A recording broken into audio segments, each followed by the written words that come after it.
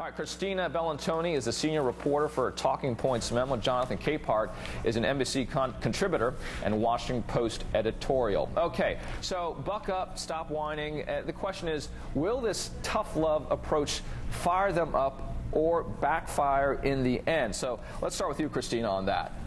Well, it will yet to be determined in 5 weeks what the actual result will be, but you've heard some version of this coming from the Obama White House for many weeks because they know that they've lost a lot of their Democratic base. People are frustrated that change hasn't moved quickly, particularly on key issues like civil rights and gay rights and this vote on tax cuts. You've got a lot of progressives frustrated that the Democrats aren't going to take a vote on Capitol Hill. So that's sort of this message they're trying to say is, we need you. You may be mad at us, but don't vote for those Republicans, because then you'll be really mad. But Jonathan, can that go too far? May it splinter some of that support, maybe even create something like a Tea Party, but on the left?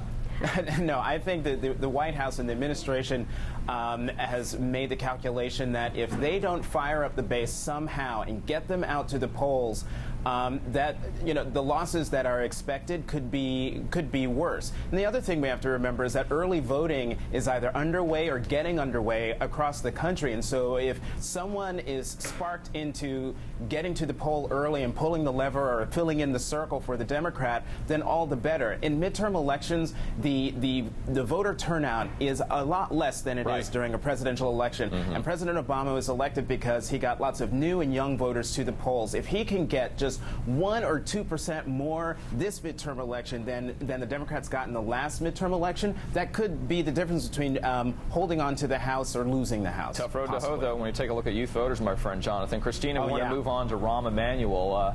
Now, we're hearing at the moment that he may make a decision on Friday. The question might be, who will replace him? Peter Rouse is a name that's out there.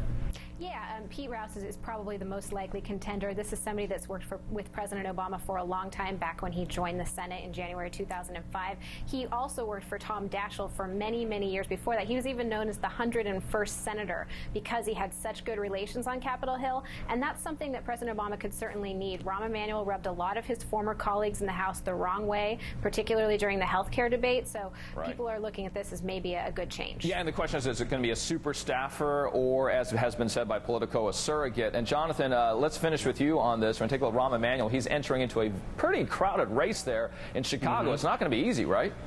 No, it's not going to be easy. And from what I understand, Rahm Emanuel understands that.